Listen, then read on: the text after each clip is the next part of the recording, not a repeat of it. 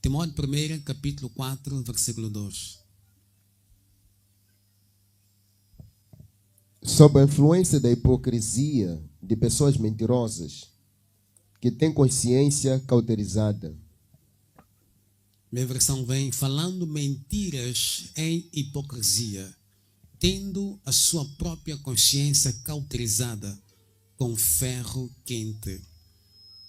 Que o Senhor abençoe a sua palavra. Podemos sentar diante do Senhor nas regiões celestiais.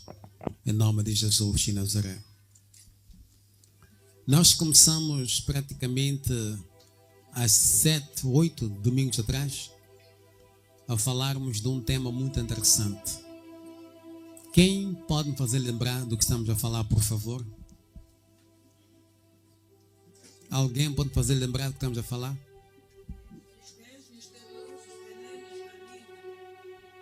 A irmã Sara não é a única no culto. Alguém pode fazer lembrar do que estamos a falar, por favor?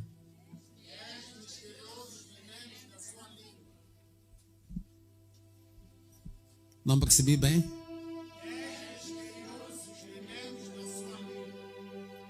Mais alto agora.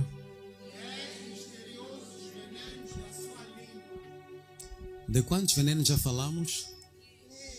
3. O primeiro veneno foi? O segundo veneno?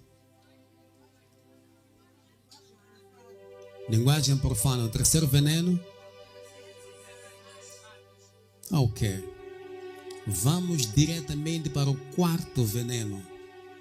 Diga a mentira. Mais uma vez, a mentira. Está muito baixo, por quê? Diga a mentira. O balcão está calado. Posso ouvir o balcão falar?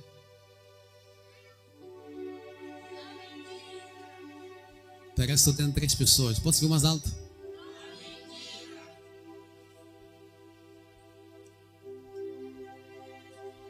O quarto veneno da língua é a mentira. E diz algo interessante aqui em Timóteo 1, versículo 2. Começando do versículo 1 diz: ora, o Espírito expressadamente diz que nos últimos tempos alguns deixarão a fé, dando ouvidos a espíritos enganadores e a doutrinas de demônios, falando mentiras e hipocrisia, tendo a sua própria consciência cauterizada com ferro quente. Ele diz que o Espírito Santo, atenção, diz que o Espírito Santo está falando que nos últimos dias, ele fala expressadamente, isto é, veementemente, ele fala com um certo ênfase, um certo peso. Ele diz assim: nos últimos dias, alguns deixarão a fé. Eu confesso para si, Baloi, não gostei desta parte, quando diz alguns deixarão a fé. E eu peço a Deus que você não faça parte destes alguns que deixarão a fé. Quando alguém desconverte, não é choque, não é surpresa, porque a Bíblia já prevê que há pessoas que vão desconverter-se, há pessoas que vão deixar a fé, há pessoas que vão deixar a Cristo voltar para o mundo. Ele diz que nos últimos dias certas coisas vão acontecer, e diz que é o Espírito de Deus que falou com ele. É Paulo, na verdade, escrevendo para Timóteo e dizendo a seu pupilo espiritual aquilo que Deus lhe falava. Deus dizia a Timóteo que nesses últimos dias há pessoas que vão deixar a fé. E eu peço a Deus mais uma vez que não haja pessoa nesta sala, tão um pouco debaixo do som da minha voz, que irá deixar o Senhor nesses últimos dias. Não importa o que aconteça, nosso alvo é partir para a glória. Nosso alvo está diante de Deus Pai na glória. Nosso alvo é fazer parte da última santa ceia com o Senhor. A Bíblia diz que haverá o arrebatamento, a trombeta vai tocar e nem toda a gente vai ouvir. Oxalá você faça parte daqueles que vão ouvir a trombeta quando tocar, porque vai soar só no mundo espiritual, e só pessoas espirituais e ligadas a Deus, salvas, vivendo para o Senhor, é que ouvirão o som da trombeta.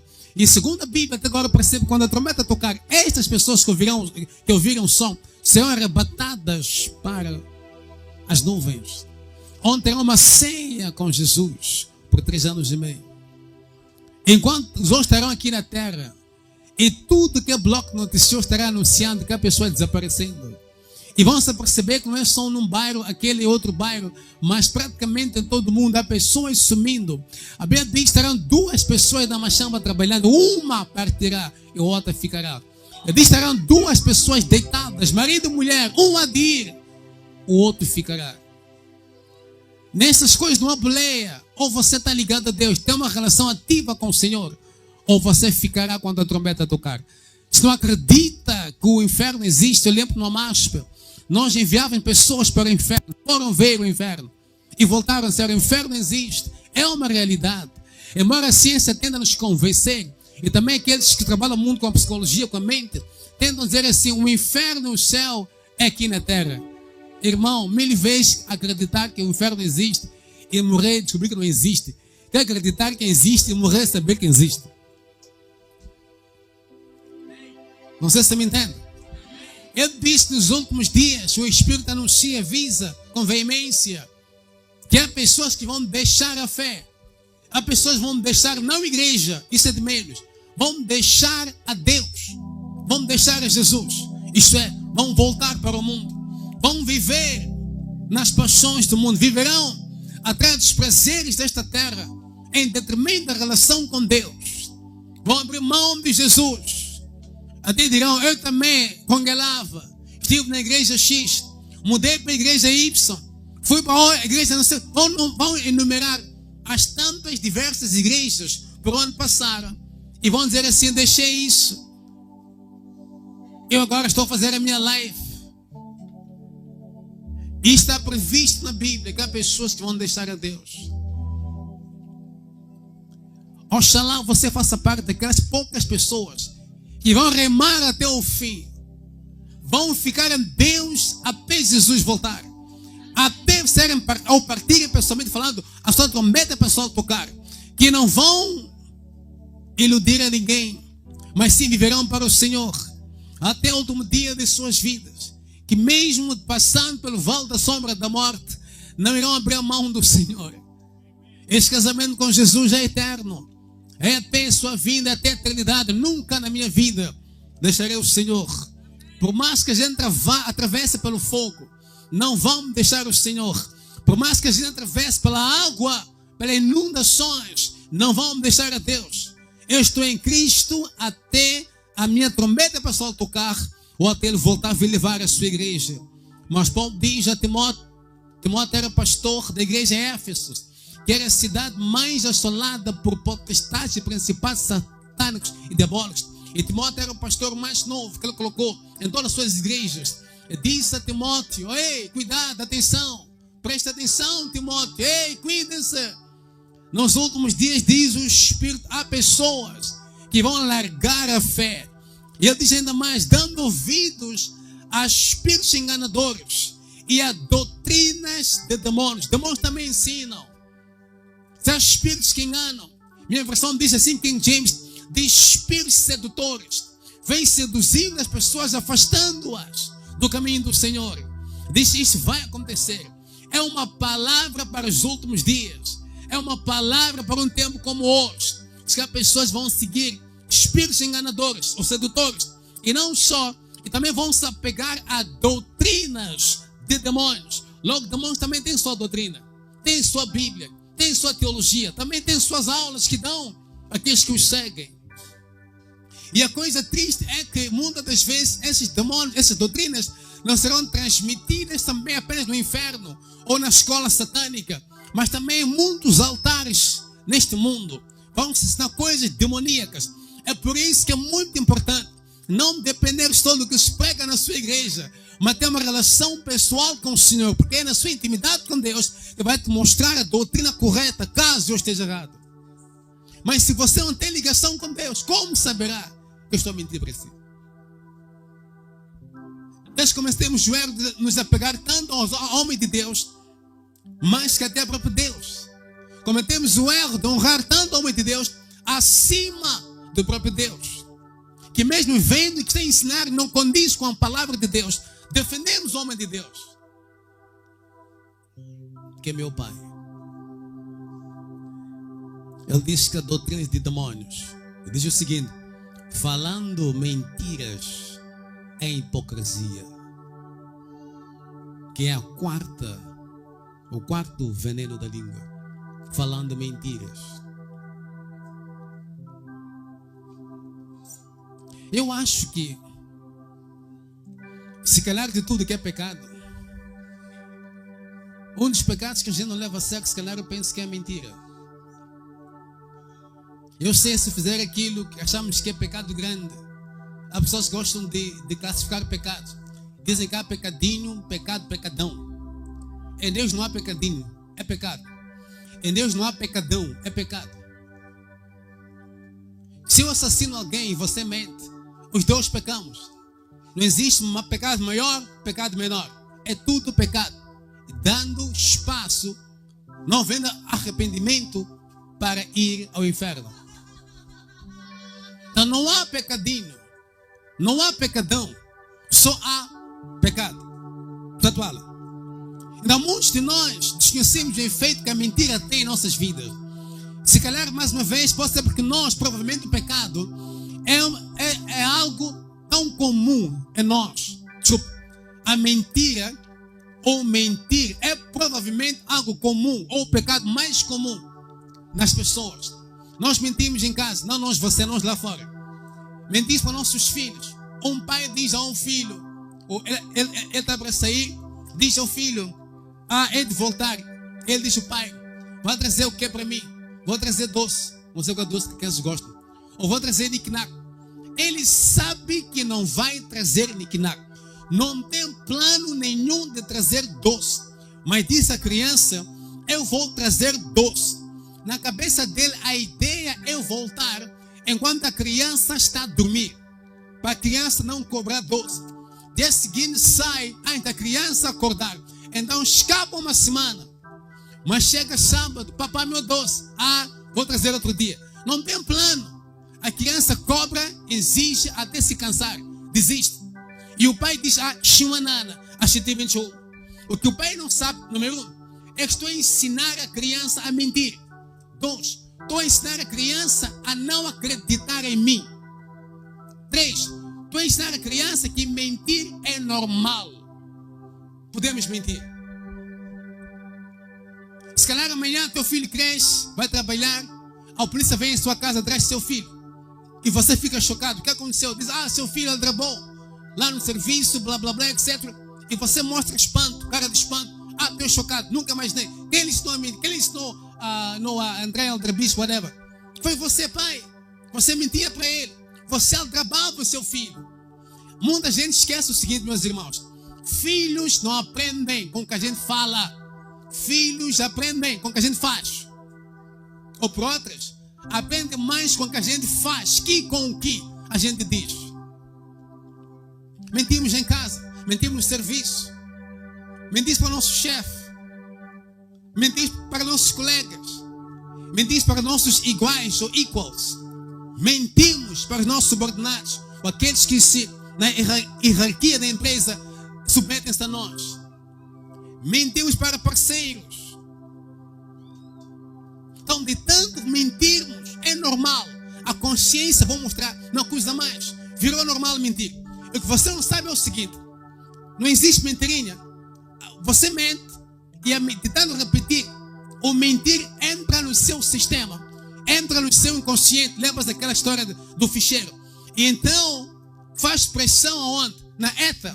E a ETA começa a fazer o quê? A criar situações de mentira na sua vida. Amanhã você casa. Começa a mentir para o seu esposo.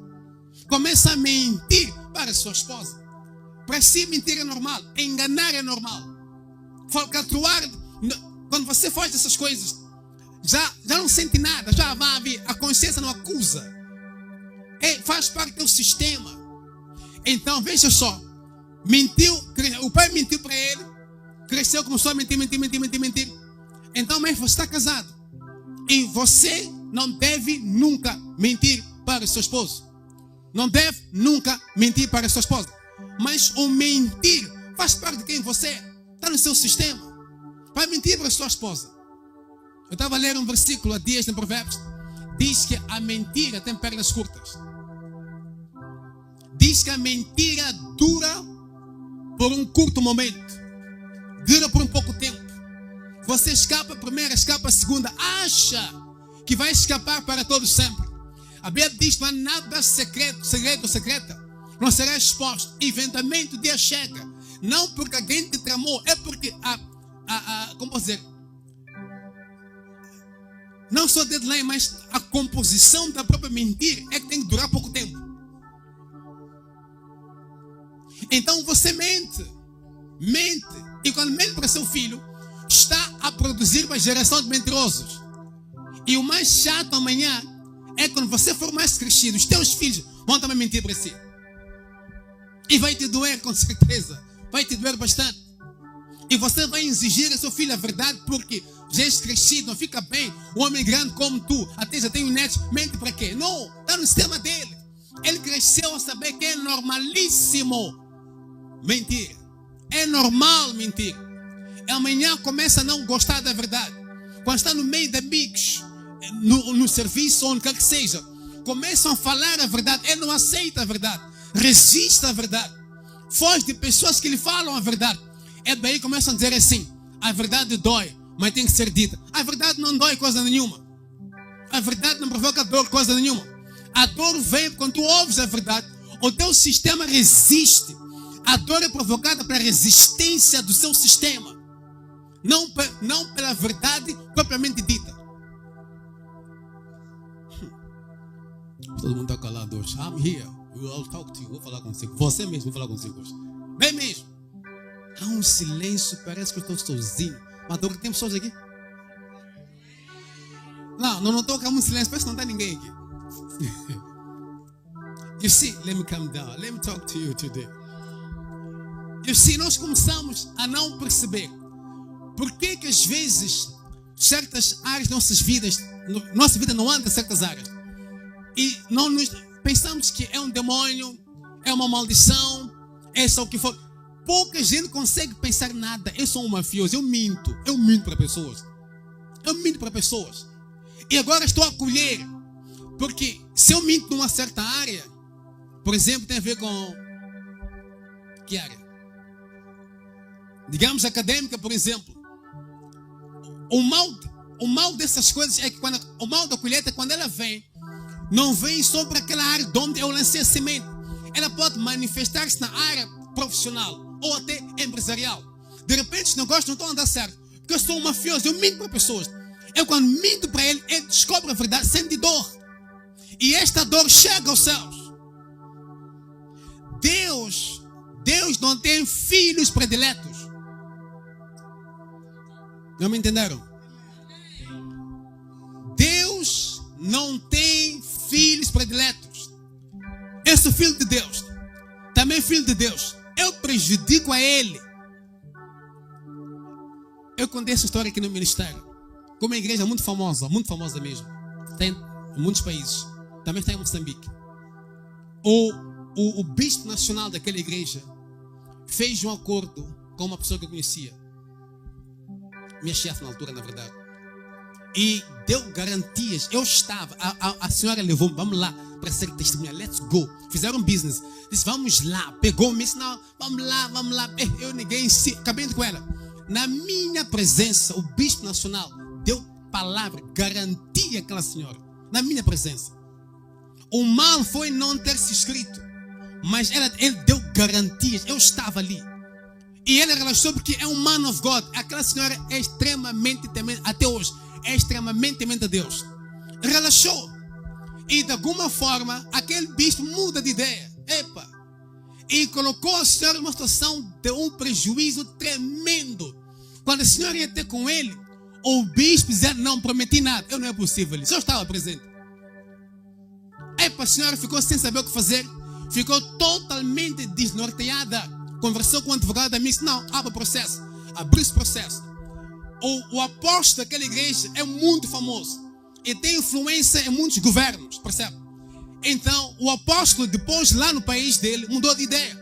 Quando falaram com ele tudo, ele aceitou. Então por isso que o bispo deu garantias. Mas por alguma razão, o apóstolo lá no país mudou de ideia. Então, não sei o que ele disse ao bispo nacional, ou disse, vira, sai do não. O bispo começa a negar que prometeu a ela. Foi ao tribunal. Em pleno tribunal, a senhora, foi a única vez na minha vida que eu depus. Disse, estou a pedir depor, isso, mas como vou depor? Eu, man of God, cara. Estou a pedir depor. Tive que entrar naquela gavetinha ali, aquela puseram ali. Lá para o doutor juiz ali. E depor, fui depor. Graças a Deus, ela vence o caso. Eu comecei a pensar, isso é de menos. Quando o bispo mente para aquela senhora ali, ele é bispo, nacional em Moçambique. Era o número 1, é bispo. Aquela senhora só uma irmã em Cristo, eu também era, me chamavam de Young Pastor, não era pastor, mas Young Pastor, porque, enfim, eu falava tanto de Deus. Então, mentiu para o bispo, isso foi em 2006, antes da banca nascer. Então, em 2006, então, esta mafia toda. A primeira coisa que aconteceu, eu penso, no meu entender, Deus tira a mão daquele bispo. Era man of God. Vira pregar, that's a man of God. Mas porque ele achava-se muito, eu tinha que defender o boss dele lá no Brasil. Não disse nada. Lá no país, também nem é Brasil, ainda bem, não é Brasil. Lá no país dele, disse, não. A advogada da igreja era uma mulher solteira. De repente o bispo e a advogada começaram a ter um caso. Em pleno tribunal, eu vi a mulher daquele bispo a mentir. Eu não acreditei, a mentir. Uma mulher no tribunal a mentir. Dizer, meu marido não disse nada, não houve nenhum acordo. Eu comecei a fazer assim, não é possível, estou a ouvir bem. Eu estava em casa deles no museu. Fomos à casa deles no museu. Entramos naquela vivenda, eu estava lá. A esposa estava ali. Mas tinha que depor, defender o marido dela. Depois, Deus disse, é? Porque às vezes nós toleramos tanto a Deus, pensamos que Deus é nosso bruda. Deus trabalha na base de princípios. Independe do amor que Ele tem por nós, Deus nunca há de violar princípios para te acomodar. Esquece. Primeira coisa que aconteceu, que eu achei porrada de Deus. O bispo e a advogada apaixonam-se. Desenvolvem uma relação. Naquele período mesmo, tribunal, naquele período mesmo. Nunca tinham sido com eles, naquele período tribunal, aconteceu isso. Tem uma relação, pá. A esposa descobre, o bispo não nega, assume esta moça. A esposa arruma a roupa dela, pega, tinham 2 filhos gêmeos, pegou os filhos, saiu de Moçambique. Voltou para a terra dela. O bispo não era moçambicano. O segundo bispo, vice-bispo, um haitinho aí também. Eu disse, mas eu vou lá. São homens de Deus. Eu olhei. Deus tira a mão dele. A esposa veio para a África do Sul. Não volta mais, morre. She died. Eu entendi essas duas coisas como porrada de Deus. Deus não tem bradas, não tem coisa. God is a God of principles. Tão simples quanto isso. Não vai violar princípios para acomodar a mim. Não vai fazer isso aí. Nós temos que ter muito cuidado. Muito cuidado. Principalmente quando lida com pessoas verdadeiramente tementes a Deus, independe do cargo que tem na igreja. Cuidado com essas coisas. Cuidado com essas coisas. Achamos que Deus é nosso bruda, porque é horas 3 da manhã, jejum 3 dias, irmãos. A Bíblia diz que com Deus não se brinca. Do you understand what I'm saying? Nós, de tanto mentirmos, fica uma segunda natureza para nós. Crescemos em casa, vir papai e mamãe mentirem para nós. Crescemos com a mentira. Como eu disse, casamos. Mentimos para nossos cônjuges. Sempre a mentir. Começamos a aldrabar, maquiavelar, manipular. E de onde vem tudo isto? Lá, da infância. Papá a mentir para nós. Por isso que eu sempre disse nesse altar, desde que começou a ministrar lá na beleza, muito assim, nunca nesta vida ouse mentir para os teus filhos. Não cometa esse erro. Porque você não tem ideia do que está a alimentar, no que traz o caráter do seu filho. Amanhã você pode vir numa situação, começar a chorar por ter mentido por causa de doce. Manda a filha trançar, vai trançar, não quero. Se você trançar, vou trazer bolacha para si. Don't do that. Tem que ensinar a sua filha a manipular. Quando você não cumpre, ela aprendeu que pode manipular. Amanhã vai manipular um serviço, manipular amigos, manipular o marido dela. E pode até custar-lhe o casamento um dia. Por causa de vou trazer bolacha, você sabendo que não é trazer bolacha. Há um ditado que diz assim: é de pequeno que torce o pepino. Ninguém diz amém? Ah, bimo com Zé. A mentira é uma das práticas que a gente já nem considera pecado. Porque a consciência não acusa mais. De tanto ouvirmos mentiras, de tanto mentirmos, a consciência não acusa mais.